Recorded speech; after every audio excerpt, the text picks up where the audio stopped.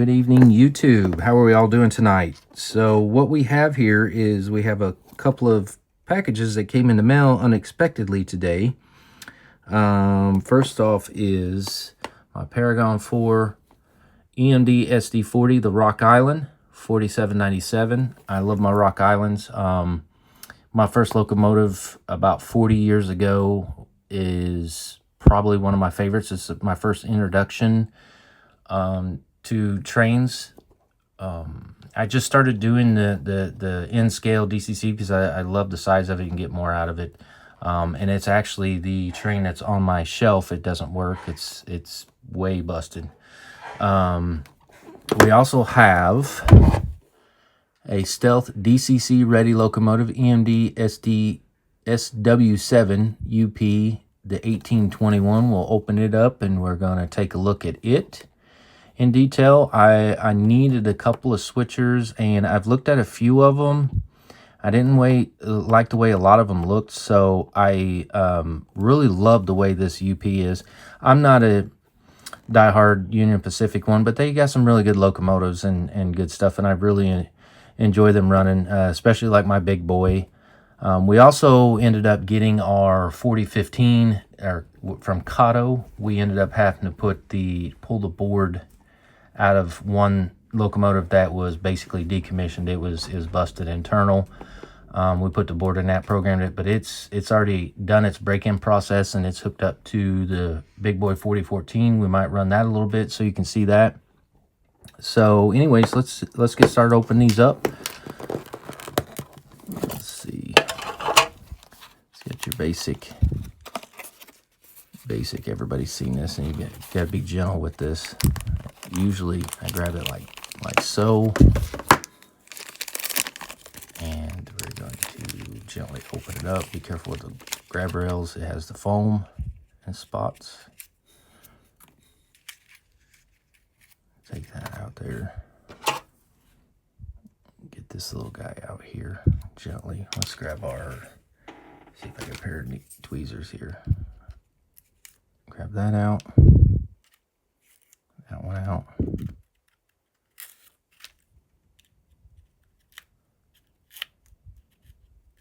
Come on. There we go. So here's what it looks like. This is I think they did a pretty decent job for what it is. What I don't like versus the prototypical, and I don't want to nitpick it because I really like it, but these grab rails right here, they're kind of hard to see. Right here, they are prototypically white. So we will probably be painting that up. And then the cut lever is usually gray in the middle here and here. And it's red here. I couldn't get a good picture about the center chain. And see if I can get it to focus a little bit better. There we go. So I don't think right up here, this rail here, I don't think it's white. I know these that go up the steps are white. We will be changing that. There's the number boards and all that stuff. I just love the way these guys look. So that's this one. I mean, you guys have seen this probably a million times before if you're on YouTube looking at these, but I'm really excited about this one. Let's get to opening our little guy.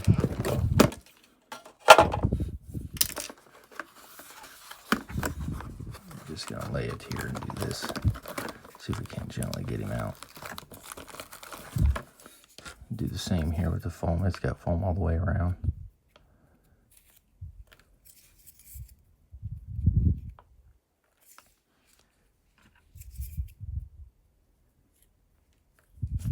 This is a pretty heavy locomotive. It feels like this is die cast. It's metal.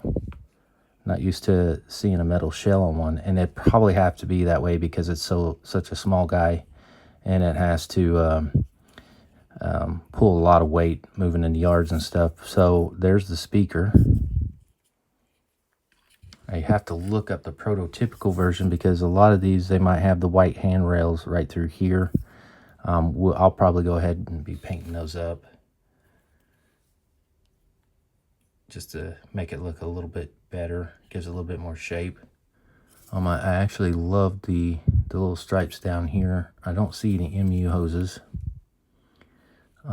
which is fine. It's just such a small locomotive. I see the horn right here. We got a backup light and a grill. We have another light right here, so I'm very, very interested in how this thing is going to look and sound on the layout. So without further ado, let's get them over to the program track and let's look and see how that goes. Okay, now that we're at the table, I have this leg that goes into the car shop is my program track. It is isolated 100%. I have the two legs going down to the DCS 52, and I usually program here, and I do have it connected. What I do need to do though is I need to put like a switch in here so I can switch it back to DCC to run locomotives in there. Yes, there is a car in there, but those have plastic wheels. I don't put any cars with metal wheels on this spur because I don't want to short when I'm decoding or having any issues with that. So we're going to do a quick decoder setup. We're going to read what it says right now. You see him moving around. He's doing his little thing. And then we're going to program him with the actual number on the long address. It will be 4797. And we're going to write it. And here in a second, once I get that done, I am going to turn over to the controller to show you exactly what I did, and we'll do it again so you can see that.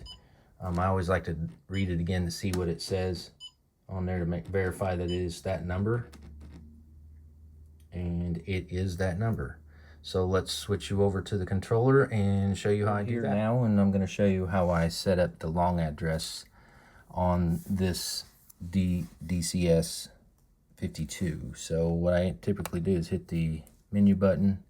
We're going to do a quick decoder setup, and like I said, I want to read what it's saying first. So we've already programmed this, cleared it. The locomotive's still on the program track, and there you have it. We have 4797. That's what we programmed it.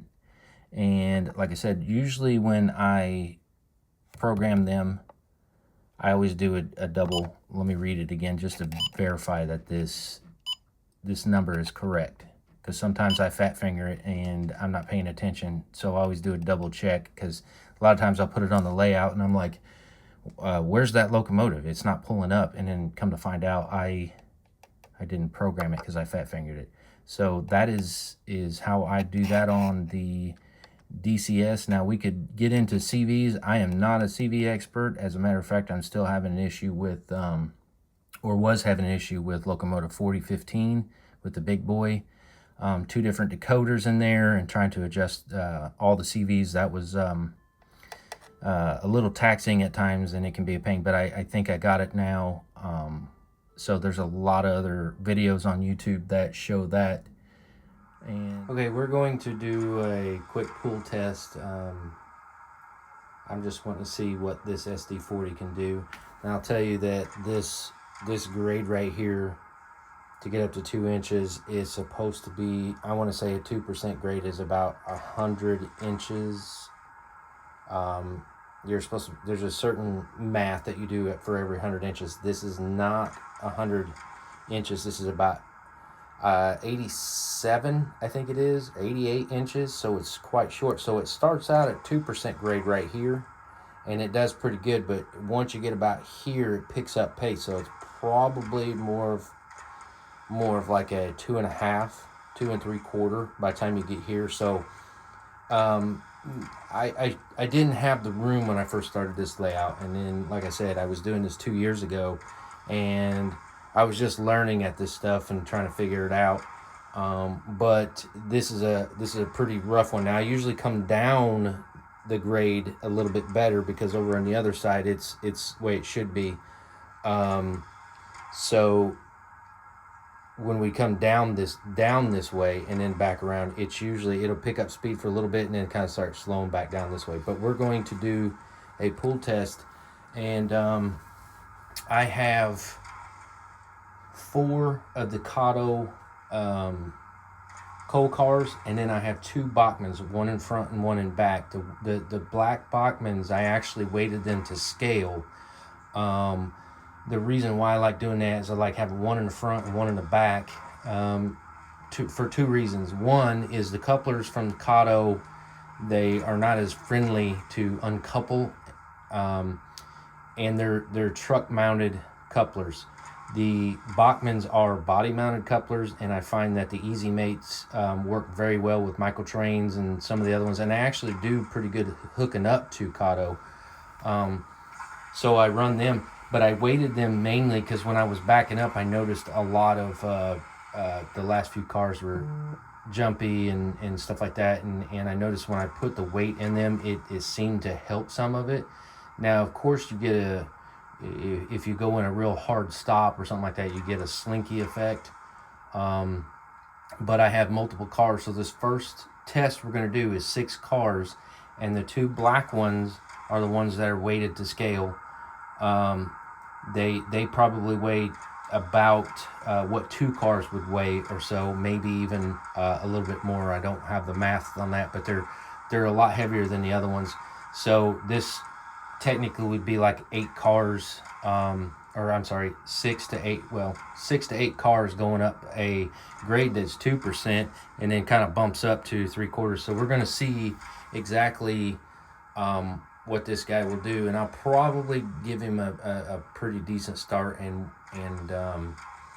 we're going to see straight out of the box. Like, I really haven't broke it in yet, haven't had a bunch of runtime. I'm just curious, and just wanting to show it off for you guys, see if it does good, and we'll know. I'm pretty confident that it takes 2 locomotives to pull the 12 cars that I have up that grade. Not so much down here, but more like up in this area. So this is going to be a pretty good test for it. So let's see what she's going to do.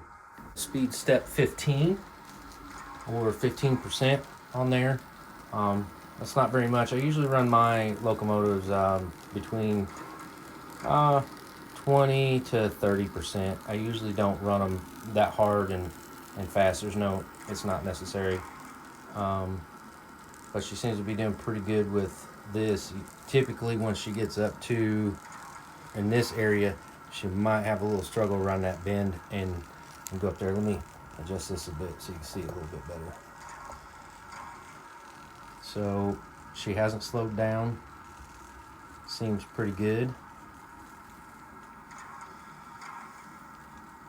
Right about there is usually where it struggles. But it pulled it right up there pretty good. So let's hook up, let's do 4, 5, 6. Let's do 6 more cars and see what happens. Okay, she's got the additional cars on her. She's off a little bit by that tree by them switches, so that's where we're going to pull up. I'm trying to get the best angle for this. It's my layout is not the easiest to film around, I guess, sometimes. So let's do go speed step 15. Honestly, I don't expect it to pull it up there. I would actually be shocked, because typically, like my Katos, they'll truck right up there. My Katos are actually pretty beefy guys, and they'll do a good job. So the 2 brown cars are the same. They are weighted to scale, and I've got them in between the other CSX ones. So she seems to be slowing down a bit.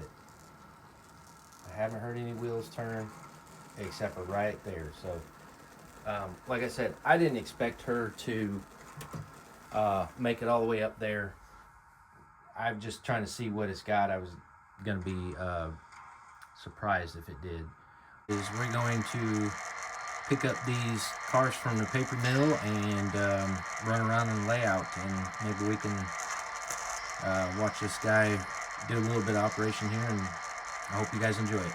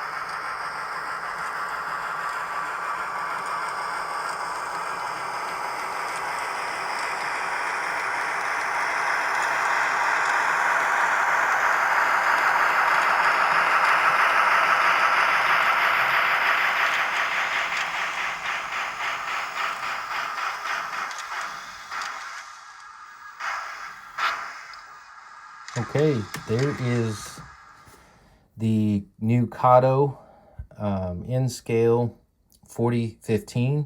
I like the, this is part of the excursion kit. This came DCC, or I'm sorry, it came DC. I had to make it DCC. I pulled the Digitrax DCC board from locomotive 844 over here. This one has a busted axle and a gear stripped. A piece of this substrate got in it, and you step away for a second, and guess what? You know, things happen. So I can fix this one, but that'll be down the road. This is my first locomotive and my first DCC locomotive.